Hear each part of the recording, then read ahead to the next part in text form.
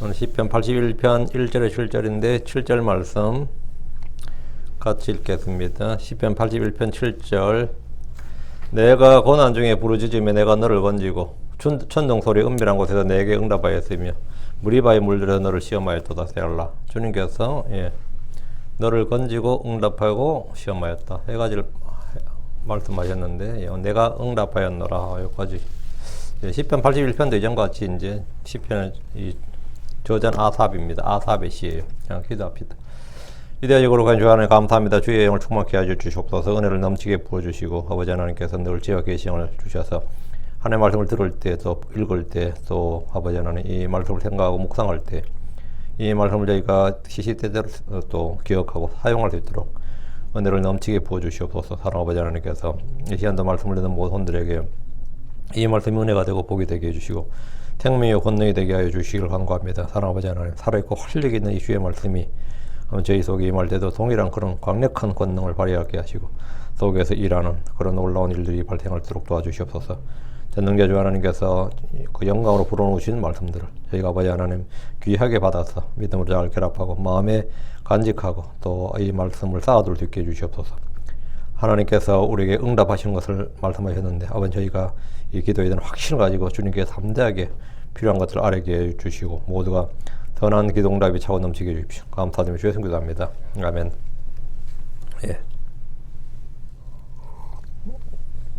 이 시는 기띠시에 맞추어 악장에게란 표저가 있는데 기띠시란 말이 들어간 시편이 모두 세 시입니다. 8절, 시편 8편, 81편, 84편.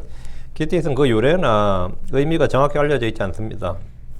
어떤 이는 블레셋 도시 가드에서 나온 악기를 가리켜 하는 말이다. 이렇게 기띠를 그어서 유래한 말이라 이렇게 하고 어떤 이는 노래가라로 기쁨의 곡조 이렇게 합니다. 기띠에 맞추고 이 말은 히브리어로 포도즙 틀이란 뜻의 갓에서 유래한 것으로 생각해가지고 포도즙 틀을 밟는 사람들의 가락에 맞추어 부르는 노래. 그러니까 한국 사람 같은 경우 뭐 노동요 뭐 그런 거 있죠. 뭐 모내기 할 때 부르는 노래, 뭐 수학할 때 부르는 노래 하듯이 그 포도즙 틀을 밟는 사람들, 포도즙 틀을 밟을 때 그냥 뭐 흥겹게 이제 으쌰으쌰하면 이제 노래 가락에 맞춰 부른다 이거죠. 그것도 이제 기띠에 맞추고 이렇게 했다는 거예요. 이게 가장 그게 이제 보편적인 의미로 받아들이는데 이 시의 1절부터 7절은 이집트로부터 구출받은 것에 대해서 명절들의 주를 찬양하는 것을 다루고 있습니다. 여기서 특이한 것은 말하는 사람 인칭이 계속 바뀐다는 거예요. 그러니까 시편 81 읽다 보면 1인칭에서 2인칭으로, 2인칭에서 3인칭으로 이 화자가 자꾸 바뀌는 걸 금방 알 수 있습니다. 1인칭으로 말했다가 2인칭으로 또 3인칭으로 말하는 식입니다. 13절부터 16절은 가정법이에요. 주께서 너희가 뭐 했더라면 이런 식으로 가정법을 써서 그들이 주께 순종하고 주의 말씀들에 귀를 기울였더라면 그들이 받을 은혜와 복이 무엇인지를 말씀하고 있습니다. 가정법이란 것이 그렇죠. 항상 가정법이란 것은 언제나 현재 사실에 반대죠. 가정법 과거는 현재 사실에 반대다. 그런 거 영문법 시간을 늘 이야기하죠. 가정법이란 것은 현재 사실에 반대다. 또는 상상이다. 그렇죠?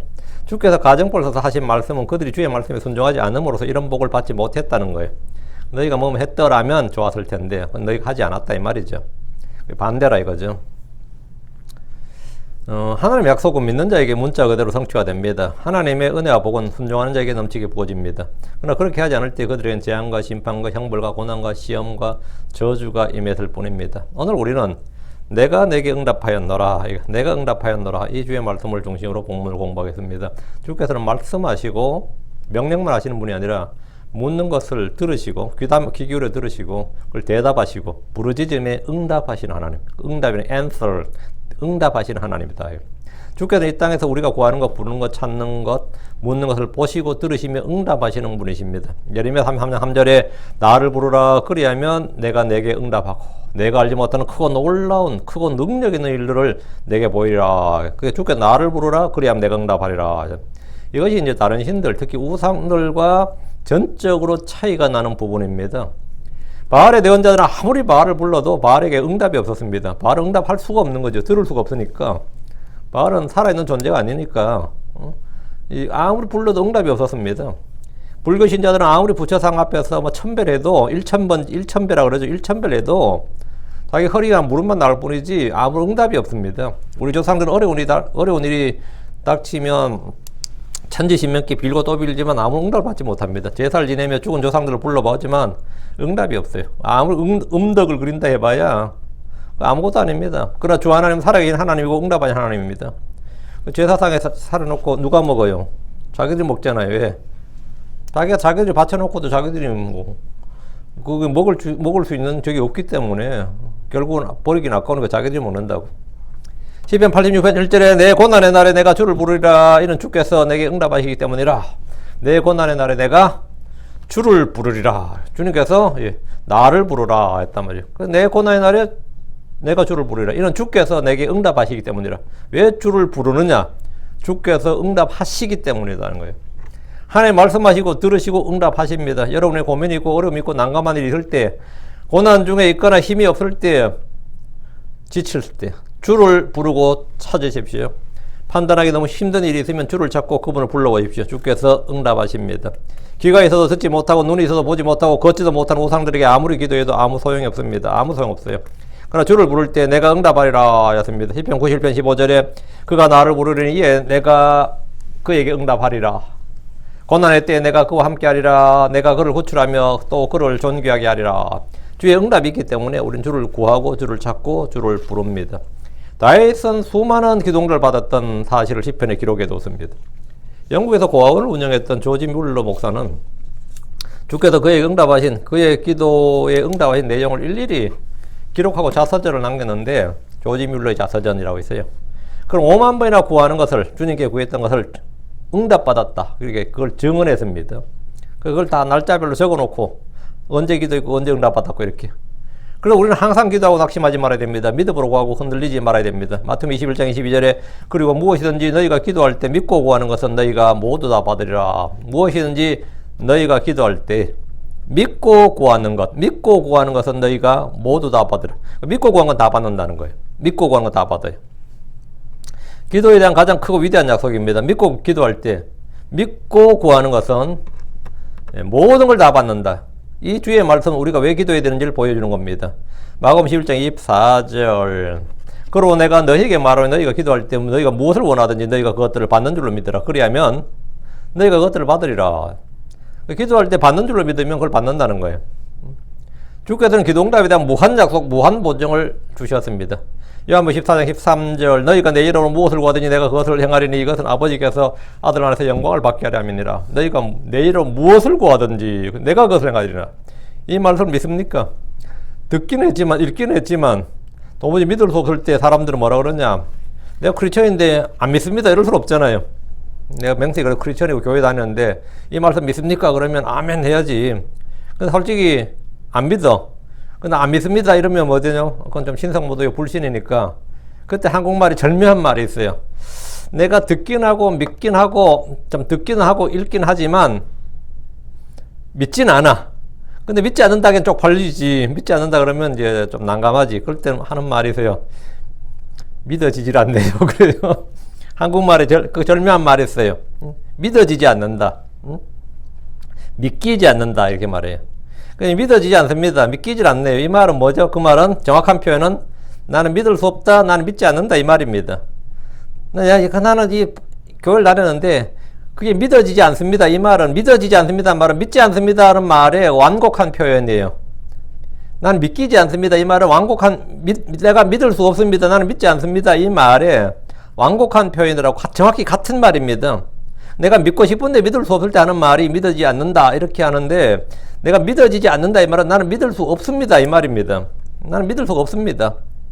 어제 한국에 어떤 유명한 사람이 교회에서 강단할 때 믿는 건 안 되고 믿어져야 된다고 했다고 그러더라고요. 믿는 것은 가짜고 믿어져야 된다. 믿는 게 가짜고 믿어지는 게 진짜다. 그 말은 뭐죠? 안 믿는 거가 안 믿어지는 거라고 생각. 역으로 생각하면 간단합니다. 역으로 안 믿어진다 이 말 안 믿는다는 말이에요. 믿어진다는 말은 믿는다는 말입니다.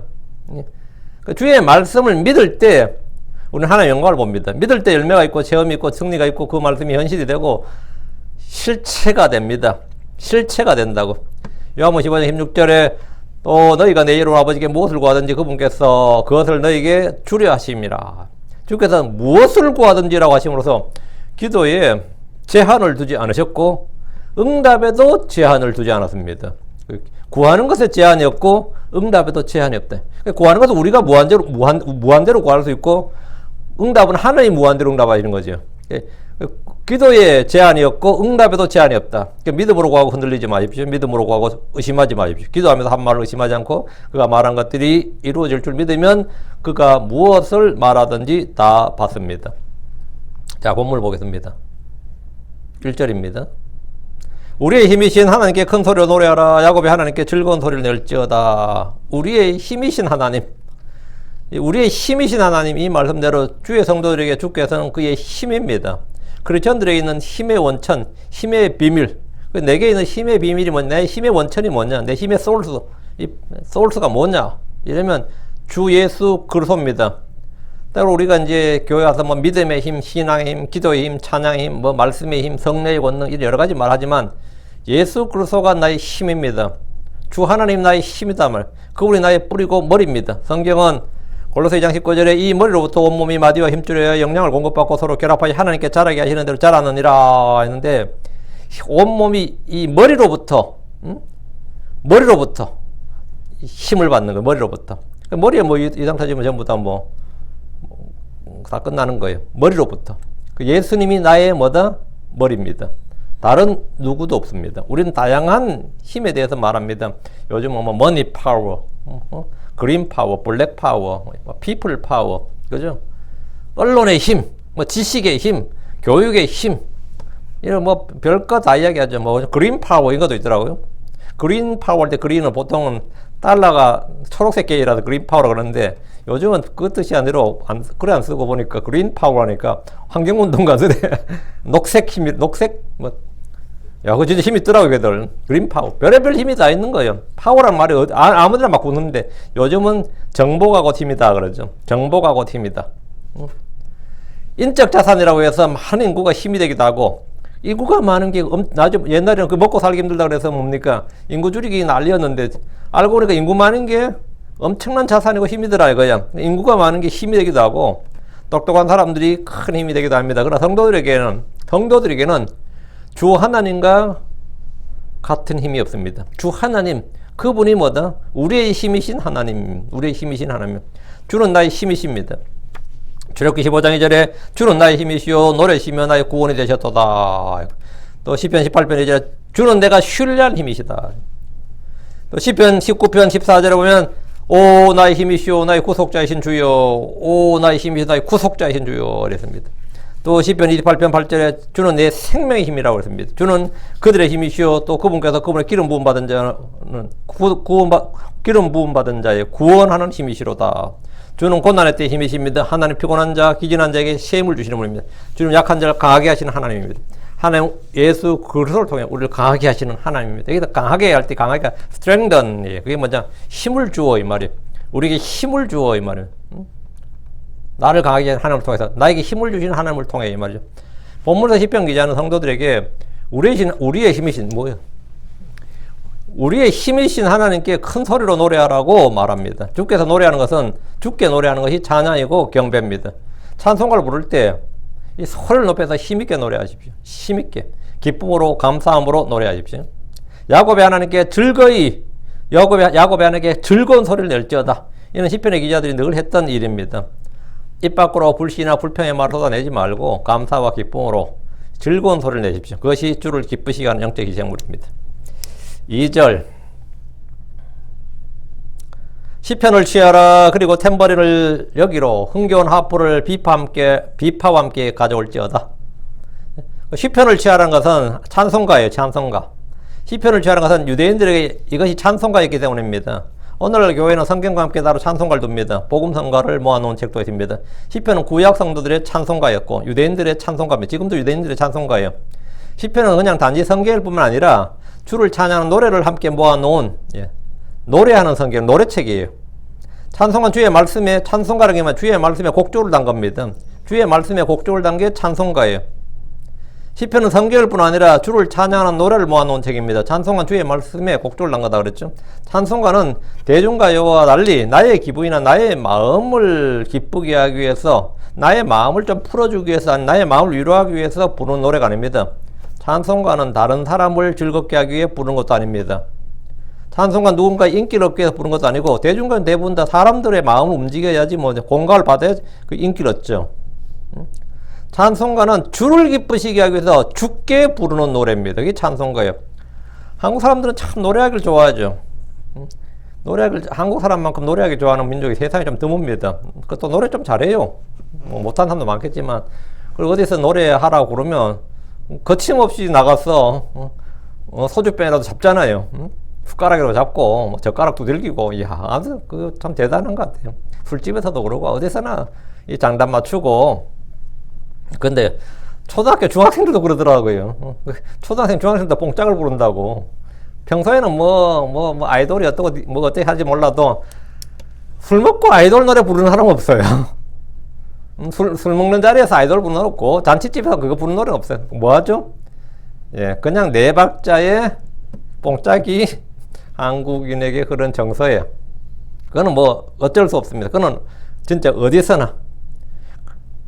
근데 그래서 노래를 그렇게 좋아하다 보니까 노래할 곳이 없으면 어떡하죠? 노래방에 가서 노래합니다. 노래방에 가서 따로 노래하려고 노래방 간다고 돈 내고 노래한다니까요. 여러분이 누굴 위해 노래해 본 적 있습니까? 저는 어느 모임에서 사람들 모임이나 뭐 잔치든 뭐 학교 뭐 소풍 갔든 여행 갔든 무슨 모임 하여튼 무슨 모임 모임이든 무슨 모임이든 노래 한 곡 불러보라는 말 제일 싫어요. 그 노래를 왜 부르는데 그게 뭐냐. 근데 한국 한 모이면 뭐 하는 거죠? 둘 중에 하나더만. 하투 치거나 노래하더만.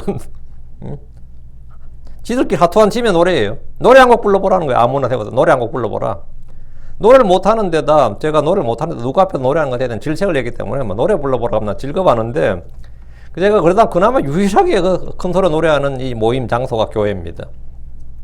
주께 노래해 보십시오. 에베소 5장 19절에 시와 찬송가와 영적 노래로 너희 자신에게 말하며 너희 마음속에서 주께 노래하고 선율을 만들며.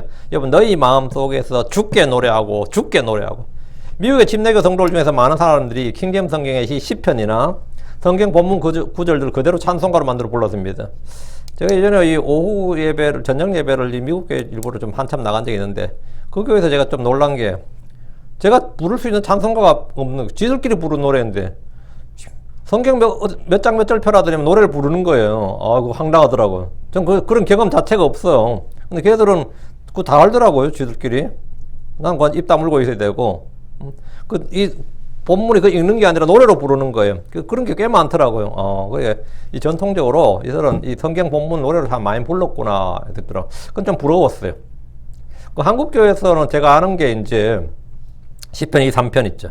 그 노래로 만들어진 거 있죠. 좋은, 개혁 성경이긴 하지만 좋은 노래가 있어요. 곡조도 웅장하고. 고린도전 13장도 뭐 유명한 노래고. 또 산상수훈의 앞부분들 복음성가로 부른 거 있죠. 그것도 뭐 좋은 노래더라고요. 좋은 노래고. 예, 그런 거. 그리고 미국의 팝송 중에서는 전도서를 가지고 부른 노래를 제가 봤습니다. 그것도 유명한 노래던데. 영국인가 미국인가 모르겠는데. 전도서를 가지고, 보는 컨트리송이라 그래가지고 보니까 가사가 보니까 성경 그대로더라고요. 시편을 취하라 이 말씀은 성경 본문에 곡조를 붙여 노래하라 이 말입니다. 성경 본문에. 그리고 악기로 사용된 탬버린, 하프, 비파를 가져와서 찬양하는 건데 악기를 사용하는 거예요. 요즘은 이제 바이올린, 비올라, 첼로, 비파, 피아노 이런 거 다 쓰면 됩니다. 쓰면 노래할 때 좋아요. 교회에서 함께 모여서 미니 오케스트라를 구성할 수 있다면 더 좋고. 노래는 기억과 암송의 가장 효과적인 도구입니다. 성경 골로 3장 16절에 그리스도의 말씀이 너희 속에 모든 지혜로 풍부히 거하게 하여 시와 찬송과 영적 노래로 서로 가르치고 훈계하며 너희 마음속에서 은혜로 주께 노래하라. 여러분, 은혜로 주께 노래하라. 여러분, 영적 노래, 시와 찬송과 영적 노래로 서로 가르치고 훈계하고 너희 마음속에서 은혜로 주께 노래하라 했는데, 우리는 시를 짓고 곡절을 만들지 못하더라도 부를 수 있는 노래가 꽤 많이 있습니다. 자, 3절입니다. 세 달의 정한 때에 우리의 엄숙한 명절날에 나팔을 볼지니라. 이스라엘은 집회로 모이는 명절들이 있습니다. 세 달은 한글 성경 대부분의 월삭이라고 번역했는데, 월삭이 뭐냐면 the first day of the month예요. 1월 1일, 2월 1일, 3월 1일, 4월 1일, 12월 1일까지 매월 1일이 월삭입니다. 월삭이라고 번역했는데, 월삭이 이제 매월 1일인데 한국의 임대주택 제도 중에서 전세 제도가 있고 사골세라는 게 있거든요. 사골세가 월삭세입니다. 월삭을 거꾸로 한 거예요. 월삭인데 사골이란 게 뭐냐? 예. 이제 사골세인데 사골세라 안 부르고 이제 지금 사글세라 부르지.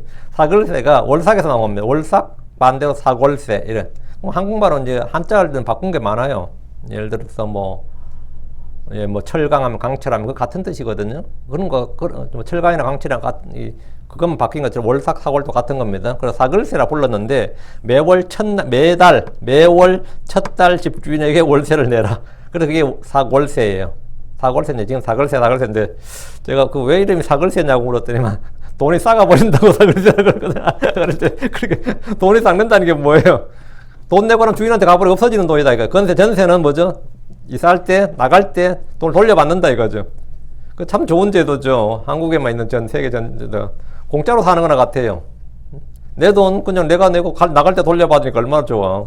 물론 이제 그 주인은 그 돈 가지고 집 사는 데 쓰거나 은행에서 이자를 받거나 뭐 여러 가지 뭐 또 사용하지만 그래서 서로가 윈윈하는 제도인데 하여튼 전 세계 한국만 있는데 미국 사람들 그 제도 설명하는데 그럼 공짜로 사는 거 아니냐. 그 무슨 미친 주인이 그런 짓을 하냐. 그러죠. 한국에만 제도는 지금 거의 없어져 가는 제도입니다. 점점 줄어지고 앞으로 없어질 겁니다.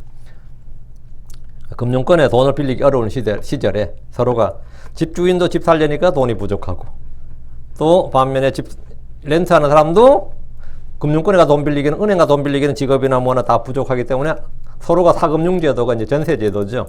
예. 그런 아주 오랫동안 있던 제도인데 예, 월삭. 근데 우리 세 달에 정한 때에 우리 엄숙한 명절날에 이랬는데 율법에 따라 안식일과 월삭과 정한 명절에 헌물을 드리고 제사장들이 나팔을 불었습니다. 명절로 정한 절기의 첫날이나 마지막 날에 나팔을 불었는데 장막절의 첫째 날은 나팔을 붑니다. 레위기 3장 4절에 이스라엘 자손에게 말하 이르라 하는 일곱째 달고 그 달 첫째 날을 안식일로 삼을지니 이 날은 나팔들을 불어 기념할 날이요 거룩한 집회 날이니라. 이날은 나팔들을 불어 기념할 날이요. 주께서 육체로 이 땅에 오신 때도 장막절입니다. 주님의 지상재림도 장막절입니다. 교회를 데리러 오시는 공중재림은 오순절입니다. 대부분의 주석서에서 나팔절을 교회 휴거 연관시키는데 나팔절은 이스라엘이 함께 모이는 날이고 뭐 이 부분에 대해서 우리가 여러 차례 다루었으니까 여기 넘어가고요. 더 공부하고 싶은 분은 홈페이지 찾으시면 되고 엄숙한 명절날에 할 때 가장 대표적인 절기를 꼽으라면 속죄일이죠. 엄숙한 명절 할 때 가장 대표절은 이제 속죄일이에요. 7월 1일이 나팔절이고 10일이 속죄일이고 15일이 장막절입니다. 10일이 속죄일인데 이 절기들에 모두 나팔을 봅니다. 레위기 25장 9절에 그때는 일곱째 달 10일에 희락의 나팔 소리를 내고 너희는 그 속죄일에 너희 온 땅에서 나팔을 크게 불지니라. 나팔을 불고 크게 불라는 거예요. 나팔절에 이스라엘이 다시 모이고 속죄일에 주 예수님의 이름으로 침례를 받음으로 회심하고 죄를 씻습니다. 그리고 주와 함께 가는 장막절이 됩니다. 나팔을 불라는 것은 크게 소리를 내어 알리라는 거죠. 예를 들어 전쟁이 났을 때 경고의 나팔 소리를 내서 사람들이 알리듯이 요즘 하면 사이렌 소리죠. 주의 집회나 명절 때도 크게 나팔을 불어서 사람들이 알리는 겁니다. 고린도전서 14장 8절에 만일 나팔이 분명하지 못한 소리를 내면 누가 전쟁을 준비하리오. 그날의 천사장의 호령 소리, 주의 나팔 소리는 분명하게 우리 귀에 들립니다. 이 소리를 듣지 못하는 크리스천이라면 뭐 그건 가짜입니다. 4절입니다. 너는 이것이 이스라엘을 위한 법규요 야곱의 하나님 이는 이것이 이스라엘을 위한 법규요 야곱의 하나님의 법이기 때문이라. 이게 법이라고요. 주께 노래하고 나팔을 부는 거, 뭐 주님께 뭐 큰 소리 노래하는 거 이게 뭐냐? 그냥 이 종교적 관례가 아니에요. 관습이 아니에요. 이건 법이야. 이건 법규고 법이라고. 뭐 여러분이 기도하는 거, 찬양하는 거, 여기 주일에 뭐 집회에 모이는 게 이게 그냥 우리의 종교적 관습이 아닙니다. 우리의 전통이 아니에요. 그건 법입니다. 이 사람들이 하나님의 말씀이 법이라는 사실, 주의 명령이라는 사실을 굉장히 인지를 못하고 있다 보니까 지 멋대로 하는 거예요. 그게 법이라는 사실이라는 인식이 없어요. 이게 법이라고. 여러분이 차를 타자마자 왜 벨트를 매죠? 물론 안전을 위해서 매죠. 근데 거기 길 가다 보면 안전벨트를 매시오 이런 게 있어요. 표지판에. 그 밑에 설명이 있어요. 뭐라고 적혀있는지 보셨죠? It's the law 이렇게 있어요. 그것이 법이다. 미국에서 제일 진짜 단순한 설명이 그거였어요. 뭐든지 보면 그것이 법이다. 어떨 때 뭐라고 뭐 이렇게 적어놓고 한데 우리가 왜라고 물으면 그 설명한 사람은 굉장히 간단하게 설명해요. 뭐라 설명합니까? 그것이 우리의 코드다. 그 우리 회사의 코드다. 규례다 이 말이죠. 우리 회사의 규칙이다. 다른 설명 필요 없어요. 그게 법이다. 그것이 우리 회사의 코드다. 우리 회사의 규칙이다. 딱 그 말이 끝이야. 그건 뭐 다른 할 말이 없는 거지. 그게 법이다예요. 그게 법이다. 법이란 건 뭐죠? 네가 따라야 되는 거라고. 거기 뭐 토를 달 필요가 없고 그냥 다 법이다 이거예요. 그게 법이에요.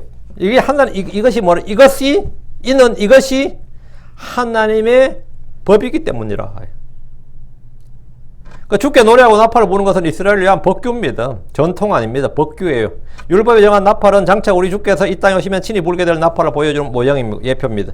이사야 18장 3절에 세상의 모든 거주민들과 땅에 거하는 자들아, 그분께서 산 위에 길을 세우시거든 너희는 볼지어다. 그분께서 나팔을 부으시거든 너희는 들을지어다. 그분께서 나팔을 부시거든 너희는 들을지어다. 주의 재림 때 하나님은 온 세상에 들을 수 있는 그분의 음성을 바라시고 또 나팔을 부십니다.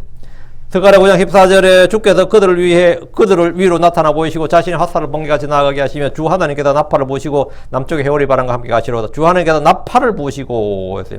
이것은 주께서 이스라엘 위에 정하신 법규 야곱의 하나님의 법입니다. 하나님은 모든 일을 멋대로 행하시는 분이 아니라 법대로 행하시는 분입니다. 주님께서 법대로 행하시는 분이에요. 이는 그분께서 미리 정하신 법, 미리 기록된 말씀에 따라 행하신다 이 말입니다. 그래서 우리가 성경을 알면 예측 가능한 거예요. 어느 갑작스러운 뭐가 아니라 예측 가능한 거라고. 5절입니다. 그분께서 이것을 요셉 안에 증언으로 정하셨나니 그분께서 이집트 땅을 통과하여 나가시던 때라. 거기서 나는 내가 깨닫지 못하던 한 언을 들었도다. 주의 법은 주께서 요셉 안에 증언으로 정하신 겁니다. 증언으로 정했다는 말은 뭐냐? 법으로 규칙으로 정했다 이 말이에요. 요셉 안에 이 말은 요셉이 이스라엘의 장자권을 가진 지파로서 이스라엘 민족을 뜻하는 말입니다. 유다 지파의 다윗이 왕이 된 후로 이스라엘 대표한 지파는 유다가 되고 그들을 유대인이라고 불렀지만 그 전까지는 이스라엘을 일컫는 말은 요셉이고 요셉이 대표 지파였습니다. 특히 북왕국 이스라엘을 지칭하는 말은 요셉의 아들 에브라임. 그 에브라임 하면 북왕국 이스라엘 전체를 통치하는 말이었어요. 그분께서 이집트 땅을 통과해 나가시던 때라. 주께서 요셉 안에 주의 법을 증언으로 정하신 것은 그분께서 이집트 땅을 통과하여 나가시던 때입니다. 이 말은 출애굽에서 시내산에 온 때를 말합니다. 주님 이집트에서 6월절과 무교절을 정하셨습니다. 광야에서 그들에게 안식일을 알려주었습니다. 시내산에서 십계명을 비롯해서 나머지 율법을 알려주었어요. 자, 거기서 나는 내가 깨닫지 못하던 한 언어를 들었도다. 주님은 출애굽한 이스라엘 안에서 깨닫지 못한 한 언어를 들었다. 이게 뭔 말이에요? 주님께서 깨닫지 못한 언어가 있나요? 주님께서 히브리어를 모를 일은 없고 주님께서 이집트 말을 모를 일도 없고 한국말을 모를 일도 없습니다. 주님은 세계의 모든 방언, 모든 언어를 다 합니다. 이게 깨닫지 못한 한 언어를 들었다. 이게 뭔 말이냐? 주님은 전지전능하신 분입니다. 주님께서 알지 못하시는 것, 깨닫지 못하는 것은 전혀 없습니다. 근데 주께서 내가 깨닫지 못하던 한 언어라고 하셨습니다. 이게 뭔 말이냐? 호세아 8장 4절 그들이 왕을 세워서나 나를 통해 하지 아니하였으며 그들이 통치자들을 세워서나 내가 그것을 알지 못하였느니라. 그들이 자기를 끊어버리려고 자기 은과 금으로 자기를 우상들을 만들었도다. 주님께서 보면 내가 그들이 뭘 했으나 내가 그것을 알지 못하였노라 했죠. 내가 그것을 알지 못하였노라 이 말은 뭐죠? 내가 승인하지 않고 내가 허락하지 않고 내가 시키지 않는 일을 했단 말이죠. 그러면 누가 뭘 했어요? 그러면 그건 난 모르는 일인데 이 말은 내가 모르는 일인데 이 말은 뭐예요? 그건 내가 시키지 않는 일인데 이 말이에요. 그건 내가 알지 못하는 이야기인데 그 말은 난 그거 처음 듣는 이야기인데 이 말은 뭐죠? 그건 내가 나의 지시사항이 아닌데 응? 그건 내가 하라고 한 일이 아닌데 이 말이에요. 응? 그건 어떨 때 가끔거리죠. 뭐 누가 나한테 이야기해. 전 금시초문입니다. 처음 듣는 말입니다. 그래서 모르는 일인데 그 말은 뭐죠? 나하고 상관없는 일인데 이 말이에요. 나하고 상관없는 일인데 이 말이에요. 그들이 왕을 세워서나 나를 통해 하지 아니하였으며 그들이 통치자를 세워서나 내가 그들을 알지 못하였느니라. 알지 못하였느니라 이 말이 뜻이 뭐라고요? 나와 상관없는 일인데 이 말이에요. 내가 시킨 일도 아니고 내가 계획한 일도 아니고 내가 명령한 일도 아니고 나와 상관없는 일을 지 멋대로 했네 이 말이에요. 나와 상관없는 일인데 이 말이 내가 그것을 알지 못하였노라 이 말입니다. 주께서 내가 그것을 알지 못하였느니라. 아모스 3장 2절 내가 땅의 모든 가족 중에서 너희만 알았느니 그런즉 내가 너희의 모든 물보로 인하여 너희를 벌하리라. 내가 너희만 알았다. 땅의 모든 가족 중에서 너희만 알았다. 주님 이집트도 알고 아시리아도 알고 바빌론도 다 알죠. 그래서 너희만 알았다 이 말은 뭐예요? 너희만 알았다. 주께서 땅의 모든 가족 중에서 이스라엘만 알고 다른 가족들은 몰랐다는 겁니다. 이게 뭐냐면 너희와만 뭐라고? 내가 관계성을 맺었고 너희만 하나님께서 불렀고 이 이야기지. 예. 나머지는 그런 관계성이 없다 이 말이죠. 탄상수는 이런 말씀이 있죠. 마태복음 7장 3절에 그때 내가 그들에게 밝히 말하되 내가 너희를 결코 알지 못하였노라. 불법을 행하는 자들아 너희는 내게서 떠나라. 내가 너희를 결코 알지 못하였노라 하시는데 이는 인격적 관계성에서 서로가 서로를 아는 그런 알매 관한 겁니다. 그 사람은 나하고 상관없는 사람이다. 아니면 나는 결코 그걸 나는 알지 못했다 이렇게 하죠. 상관없다 이 말이에요. 누구를 안다는 것은 그 사람 이름이나 성별이나 직업이나 학력이나 그가 살고 있는 동네를 안다 이런 말은 아닙니다. 누굴 안다는 것은 그와 내가 인격적 교제가 있다는 겁니다. 그 사람 아는 사람이냐 그러면 인격적 교제가 없으면 그 사람 어디 사는지도 알고 누군지도 알지. 내가 아는 사람이 할 수는 없죠. 응? 내가 뭐 예를 들어 뭐 오바마를 안다, 트럼프를 안다 그러면 그 아는 거 맞아요? 예, 뭐 미국 대통령인 줄 알지. 아는데 그 사람과 나는 아는 사이는 아니지. 예, 인격적 교제가 있는 게 아니니까 트럼프한테 가서 내 이름 되면 모른다 그러지. 왜? 교제가 없었다고. 주님은 사악한 자들의 길과 그들의 생각과 상상과 행위들을 다 하시지만 내가 결코 너를 알지 못하노라 하시는 것은 그들과의 인격적 교제가 전혀 없고 주님이 시킨 일이나 주님의 말씀, 주님과 상관없는 사람들이다 이 말이에요.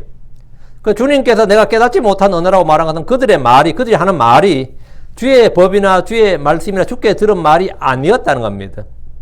누가 이야기하는데 저건 내가 한 말이 아닌데 내가 전혀 처음 듣는 말인데 그럼 어디요? 내가 들어보니 처음 듣는 말입니다. 내가 아는 말이 아닙니다. 이건 뭐냐면 예, 그것은 내가 한 말, 내가 입에 넣어준 말이 아니고 내가 들려준 말이 아니다.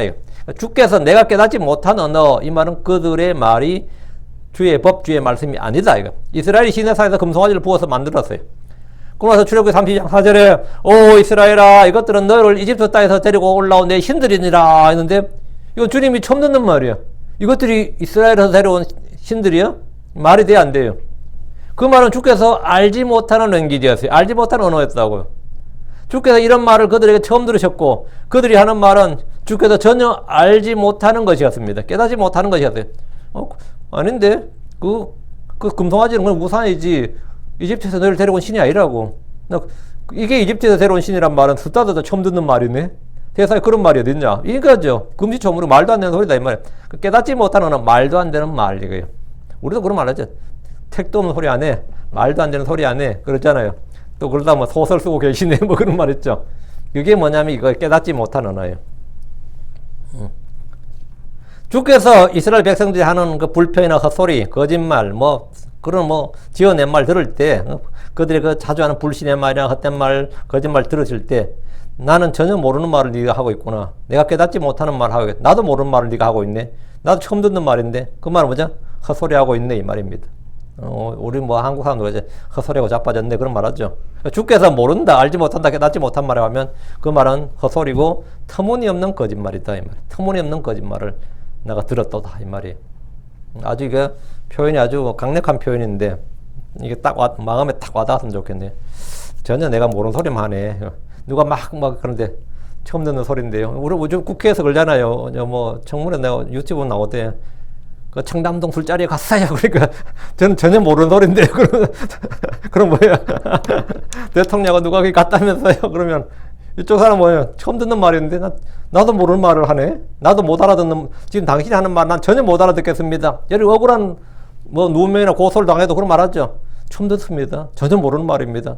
난 도무지 당신이 무슨 말 하는지 모르겠습니다. 그런 거죠. 그게 바로 깨닫지 못하는 말입니다. 예. 옛날 싸움, 교회에서 싸움 벌어지고 하면 그런 말 많이 써요. 나는 그런 말 모릅니다. 처음 듣습니다. 난 듣는 게 처음입니다. 이런 거. 6절입니다. 내가 그의 어깨에서 짐을 벗겼도다. 그의 손은 솥들로부터 건짐을 받았도다. 뒤에 부분, 내가 그의 어깨에서 짐을 벗겼도다. 이건 해방이죠. 노역에서 해방이잖아요. 그의 손은 솥들로부터 건짐 받았도다. 이거는 익숙한 말은 아니에요.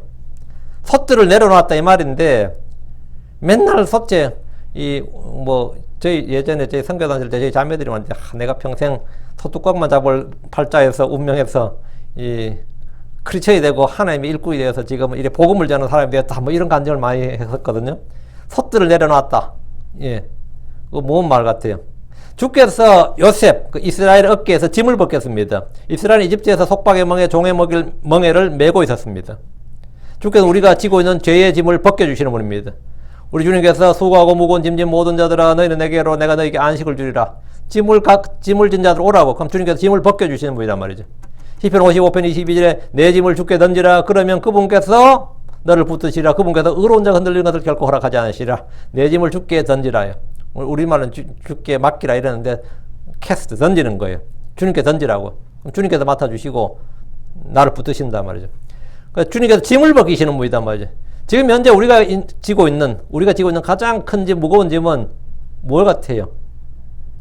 여러분, 뭐, 경제적 부담이 너무 크다든지, 뭐, 교육의, 자식 교육 문제든지, 뭐, 여러 가지, 뭐, 집안의 문제, 뭐, 많은 게 있을 수 있는데, 우리가 지금 가장 큰 짐 하면 뭐냐? 이 육신입니다. 내가 지고 있는 가장 큰 짐은 이 육신이에요. 내가 지고 있는 가장 큰 짐, 무거운 짐은 육신의 몸입니다. 육신이 어느 날 짐이 될 때, 그렇잖아요. 요즘은 이제, 제 50대만 넘어도 가끔 그런 경험을 해요. 몸이 말을 안 듣네. 그러겠죠. 몸이 말을 안 듣는다. 누구의 말을 안 듣는다는 거예요? 혼의 말을 안 듣는다고. 이 육신이, 몸이, 바디가, 플래시죠. 몸이 혼의 말을 듣지 않는다 이거예요. 그 혼의 말을 듣지 않으니까 일어나려도 안 되고, 걸으려도 잘 안 되고, 뭐, 먹으려도 잘 안 되고. 아니, 몸이 말을 안 듣네? 그때부터 몸은 뭐가 되는 거죠? 혼의 감옥이 됩니다. 그리고 무거운 혼을 짓누른 짐이 돼요.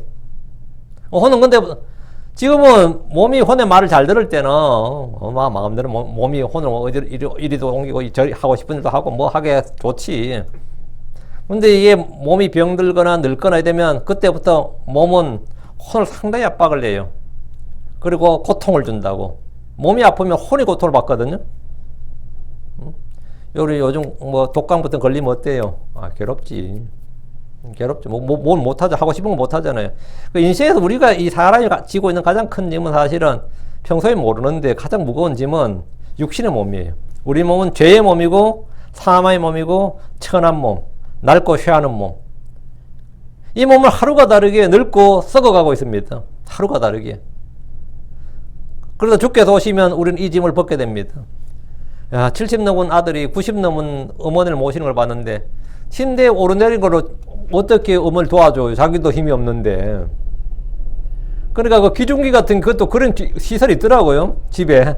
그 침대 거기 이렇게 해가지고, 그걸 도르래처럼 해가지고 내려가지고, 야, 저 놀랐어요. 그렇게 하시더라고. 그 집 와서 봤는데. 그러니까 진짜 이 90먹은 할머니는 내려오고 못하니까 침대에 있잖아요. 갇혀 있는 거 아니에요. 혼이 몸에 갇혀 있으니까. 한번 움직여줘야 되고, 뭐 씻게 해주려면, 이 70 넘은 아들도 쉽지 않는 거예요. 그러니까 그걸 설치해가지고, 거기 어떻게 또 침대에서 그쪽으로 옮겨가지고, 그 도로처럼 해가지고, 이렇게 움직여가지고, 이렇게 하는 거 보고, 그래도 힘이 없으니까, 서로가 다 힘이 없는데, 야, 이게 몸이 진짜 보통 짐이 아니구나. 진짜, 그렇죠. 기본 최소한 100파운드 넘는 짐이잖아. 100파운드가 넘는 짐이란 말이죠. 요즘 제 몸무게 150파운드예요. 이거 힘없는 사람들은 감당 못 합니다. 어른이 애야 뭐 번쩍번쩍 들기도 하고 뭐 하지만, 늙으면 어떡해. 그러니까 주께서 오시면 우리가 이 짐을 벗게 된다고요. 이 짐을 벗게 된다고. 고린도서 5장 4절에 이 장막에는 우리가 짐을 진 채 신음하는 것은 벗고자 함이 아니요 입고자 함이니 이것은 죽을 것이 생명에 삼키지게 하렵니다. 이 장막에 있는 우리가 짐을 진 채 신음한다. 이 육신의 짐을 지고 있단 말이에요. 이 육신은 벗고 새 옷을 입는다고. 낡고서 벗고 새 옷을 입는다 이 말이죠. 그러니까 주께서 우리의 짐을 벗겨 주시면 우리는 참된 안식과 자유와 평안을 누릴 수 있습니다. 이 새 옷을 입으면 그때는 몸이 이제 혼의 짐이 되는 게 아니에요. 혼을 진짜 싣고 다니는 거지. 이게 너무 좋은 거지. 다시 6절입니다. 그의 손은 솥들로부터 건진받았도다. 이집트에서 이스라엘은 솥단지를 끼고 살았습니다. 왜요? 노예로 일하면서 벽돌을 구해야 했기 때문입니다. 비돔성 국고성을 지어야 되는 도시를 건축해야 되는데, 그러면 뭐 여러분이 시골 요즘이야 다 뭐 건축 자재가 돌, 나무, 또 뭐죠?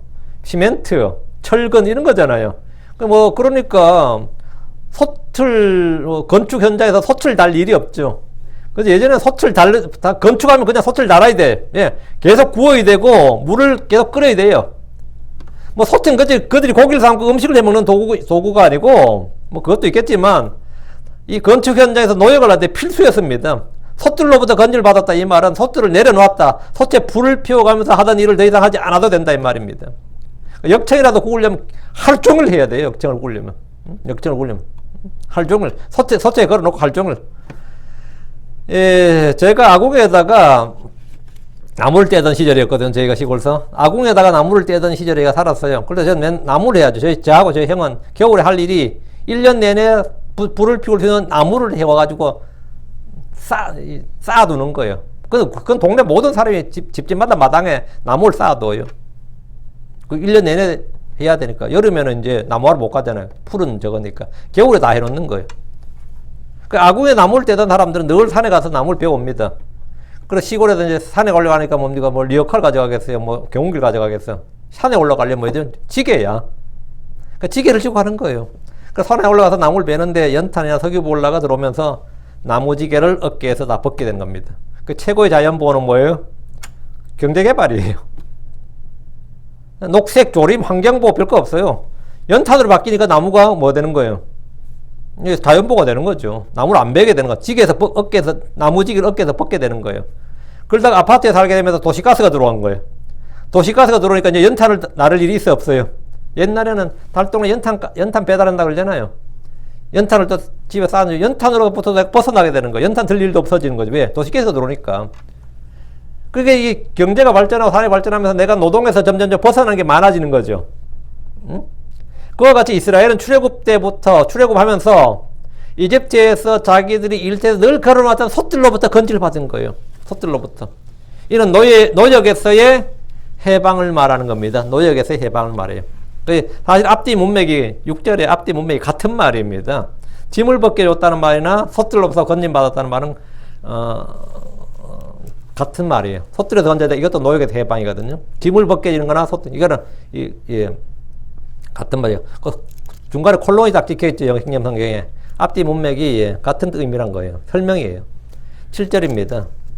내가 고난 중에 부르짖으며 내가 너를 구출하였으며 천둥소리의 은밀한 곳에서 내가 내게 응답하였노라. 내가 무리바에 물들여 너를 시험하였느니라.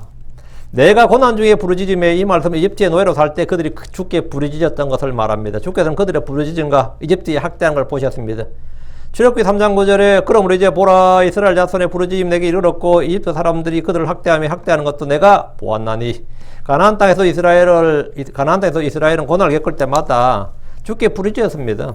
사사기 3장 9절에 이스라엘 자손이 주께 부르짖으며 주께서 이스라엘 자손을 위하여 한 구출자를 일으키사 그들을 건져내게 하셨으며 고 갈렙의 동생의 그나스의 아들인 온니엘이라. 그들은 메소포타미아 왕 구산 리사다임의 손에 팔려서 8년 동안 종살이를 했습니다. 그때 그들은 주께 부르짖었고 주님은 사사 온니엘을 구출자로 보내셨습니다. 이스라엘은 어려움에 처할 때마다 그들의 구원자신 주를 부르고 찾았는데 그럼 주께서 그들을 구원하셨습니다. 그들은 그 후로 40년 동안 안식을 누렸습니다. 그러다 다시 악을 향함으로 주께서 모압왕 에글론을 강하게 하셔서 이스라엘을 치게 하셨습니다. 그때 이스라엘은 무려 18년 동안이나 모압왕 에글론을 섬겼습니다. 그들은 다시 주께 부르짖었고 주님을 한 구출자를 일으키셨는데 베냐민 족속 에훗이었습니다. 이런 식으로 이스라엘은 고난을 받을 때마다 주를 찾았습니다. 평안하고 먹고 배부를 때는 주를 떠나고 배교했습니다. 사사기 10장에서는 블레셋 감몬 자손이 그들을 학대한 역사가 나옵니다. 이때 유다와 베냐민과 에브라임 지파가 심한 고통을 알았습니다. 사사기 10장 10절에 이스라엘 자손이 주께 부르짖어 이르되 우리가 우리 하나님을 버리고 또한 바알들을 섬겼으므로 주께 죄를 지었나이다. 우리가 우리 하나님을 버리고 바알들을 섬겼어. 주께 죄를 지었다고. 그때 주님이 말씀하셨습니다. 사사기 10장 11절 주께서 이스라엘 자손에게 이르시되 내가 이집트 사람들과 아모리 족속과 암몬 자손과 블레셋 사람들에게 너희를 건져내지 아니하였느냐. 주님은 그들이 부르짖을 때마다 그들을 건져내셨고 구출하셨습니다. 10장 12절 또 시돈 사람과 아말렉 족속과 마온 족속이 너희를 학대할 때 너희가 내게 부르짖으로 내가 너희를 그들 손에서 건져내었거늘. 그러니까 주님께서 하소를 말하는 이집트 사람, 아모리 족속, 암몬 족속, 블레셋 사람, 다음 시돈 사람, 아말렉, 마온 족속. 주님 8번을 지은 거 봐요. 너희를 건져내었다. 이게 지금 사사기 10장이에요. 사사기 10장 올 때까지 요수아 죽고 나서 그 짧은 사사기 10장까지가 뭐라고요? 내가 그들의 손에서 내가 너희를 건져내었거늘 말. 그러나 이스라엘이 반복해서 주를 버리고 떠났습니다. 주님은 그런 이스라엘에게 너희가 나를 버리고 다른 신들을 섬겼으니 그러면 내가 다시는 너희를 건져내지 아니하라. 가서 너희가 택한 신들에게 부르짖어 너희가 환난을 당할 때 그들이 너희를 건져내게 하라 하셨습니다. 주님이 잠시 동안 그들을 버리시겠다는 거예요. 주님이 그들을 떠나시고 버리시겠다는 거예요. 다시 7절 천둥소리 은밀한 곳에서 내가 내게 응답하였노라. 그러니까 주님께서 천둥소리 은밀한 곳, 천둥소리는 주의 음성을 표현하는 말이에요. 주의 음성은 천둥소리, 많은 물소리라고 그랬습니다. 그러니까 주의 목소리는 주의 목소리는 어떠냐 그러면 천둥소리와 같고 많은 물소리와 같습니다. 시편 29편 4절에 주의 목소리는 권능이 있고 주의 목소리는 위엄이 가득하도다 했습니다. 천둥소리의 은밀한 곳이란 시내산에 주께서 오셨을 때 우레와 번개와 나팔 소리에 더불어 주께서 내려오셨고 그 가운데 불꽃 가운데서 주님이 불 가운데서 말씀하셨다는 거예요. 그 말씀하신 걸 들었다. 주님 응답하셨다고. 주께서 내가 내게 응답하였노라 하셨는데 이는 주께서 말씀하신 하나님이고 우리의 기도와 간구와 부르짖음을 들으신 하나님이고 사람과 대화하시는 하나님이라는 사실을 말해줍니다. 주께서 우리가 부르짖을 때 찾을 때 응답하십니다. 성경에서 가장 자주 나오는 표현이 뭐냐? 응답하여 말씀하시기를. 우리 개혁이나 다 응답하여 이르시되 하는 거 있죠. 응답하여 이르시되. answered and said. 대답하여 말씀하시되. 응답하여 말씀하시되. 예수님께서 그들에게 응답하시되 이 말씀을 자주 하셨는데 주께서는 우리를 부르시고 말씀하십니다. 주께서는 우리를 들으시고 말씀하십니다. 우리는 주님의 응답을 기도응답 이렇게 주로 말하지만 주님 우리가 묻는 모든 것에 대해서 대답하십니다.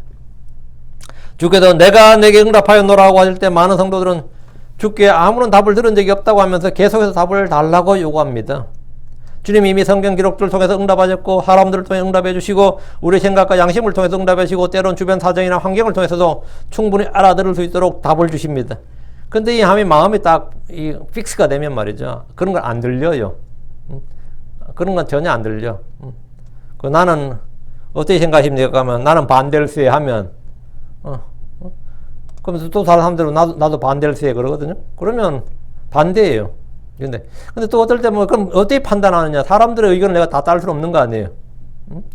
내 생각과 양심에 주님께 말할 수도 있고, 내 주변 사람을 통해서 말씀할 수도 있고, 또 성경 기록들을 통해서 말씀하실 수도 있고, 그러니까 이거 말씀을 통해서 잘 분별해야 되는데 의로운 판단으로 판단해야 됩니다. 이 판단력이 흐려지면 이제 그냥 멋대로 하게 되는 거죠. 근데 이제 이런 하나님께서 이 성경 기록들을 통해서 응답하시고 사람들 통해 응답하시고 우리의 생각과 양심을 통해서 응답해 주시고 때로는 이 주변 사정이나 환경을 통해서 충분히 알아들도록 답을 주시는데 이게 다 조화를 이룬다고 실제로. 근데 이런 응답이 아니라 환상이나 꿈이나 신비한 영적 체험이나 빛을 받거나 천사 현현이나 이런 걸 통해서 이 계시를 받았으면 그렇게 확실한 계시를 받는 것만 응답이라고 생각하는 분들이 간혹 있습니다. 그런 분들은 이제 마귀의 표적이나 이적에 속기가 굉장히 쉽습니다.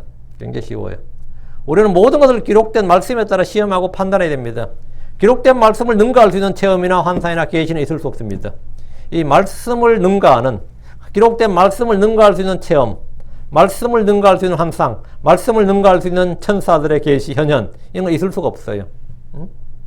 그런 건 있을 수 없다. 다시 7절.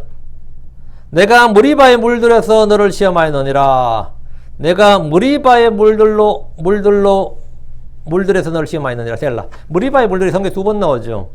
이스라엘이 광야에서 물이 없다고 주께 불평하고 시험했던 곳을 마사와 무리바라고 했는데 이는 이스라엘 자손의 다툼 때문이고 또한 그들이 주를 시험하여 주께서 우리 가운데 계신가 아니 계신가 이렇게 말했기 때문에 생긴 이름이 무리바예요. 무리바 뜻이 주와 다투다 이 말이고 마사는 시험하다는 뜻인데 무리바의 물들은 이제 한 번 더 출애굽기 17장에 광야에서 처음에 이제 한 번 나왔고 그때 이제 반세에서 물 냈죠.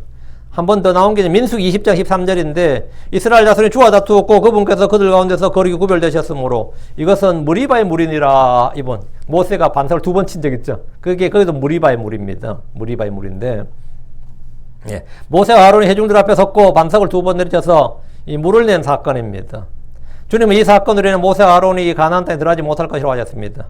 민수기 20장 24절에 너희가 무리바의 물에서 내 말을 거역하였으므로 아론 자기 백성에게로 거두어지리니 그는 내가 이스라엘 자손이 준 땅에 들어가지 못하리라. 아론은 못 들어가고 모세도 못 들어갑니다. 이 물은 신광야의 가데스에 있는 무리바의 물 이렇게 되어 있는데 주님이 그들이 이스라엘 자손 가운데서 주를 대적하고 범법하고 이스라엘 자손 한가운데서 주를 거룩히 구별하지 않았다고 하였습니다. 주님께서 이것은 그들에 대한 시험이었다 이거예요. 말씀을 얼마나 귀 기울여 들어야 되느냐. 반석에게 말하라 했다고. 근데 모세는 반석을 2번 내리쳤어요. 하나님의 말씀이 얼마나 중요한지 귀 기울여야 돼. 귀 기울여 들어야 주의해서 들어야 됩니다. 귀 기울여 주의해서. 그게 잘하는 겁니다. 그래서 대충 들으면 항상 문제가 터져요. 항상 문제가 터집니다. 그래서 우리가 오늘 내가 내게 응답하였노라 이 말씀인데 계속 이어서 이 8절부터도 들으라 이렇게 나오거든요. Hear, O my people. 들으라, 오 내 백성이 이렇게 나오는데 이 들으라부터는 다음 시간에 하고 내일이죠. 내일 하기로 하고 오늘 여기까지. 주님이 내게 응답하신다. 주님이 내게 응답하신다. 이어지는 말씀입니다. 내일도 이 말씀이 이어지는 말씀이니까 예. 이 말씀을 통해 은혜를 받으시고 내일 또 이어지는 말씀을 통해서도 하나님께서 우리에게 응답하시고 우리와 함께 하시는 하나님이다. 이게 되었다. 좀 더 존명을 받고 마음이 풍성한 그런 은혜가 임하기를 바랍니다. 내가 내게 응답하였노라. 주님께서 저와 여러분에게 응답하시는 하나님이다. 이걸 기억하고 기도합시다. 위대하시고 거룩한 주 하나님 감사합니다. 하나님께서 도우셔서 오늘 주의 말씀을 선포했습니다. 기록된 말씀을 능가하는 어떤 계시도 조명도 환상도 또 천사 현현이나 또 체험도 꿈이나 기타 다른 무엇도 없습니다.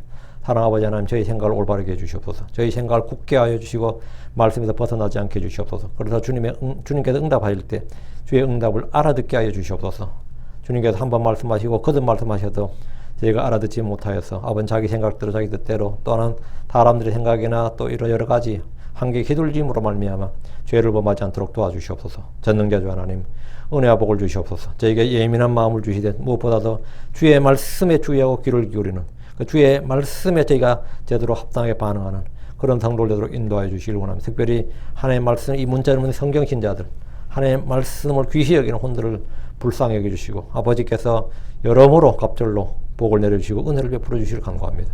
저의 입술에도 주의 말씀을 더 능력 있게 또 아버지 주의 말씀 더 은혜롭게 또 그렇게 선포할 수 있게 하시고 아버지 듣는 모든 혼들에게 복이 되게 해주십시오. 감사드리며 주의 성기도합니다. 아멘. 아멘.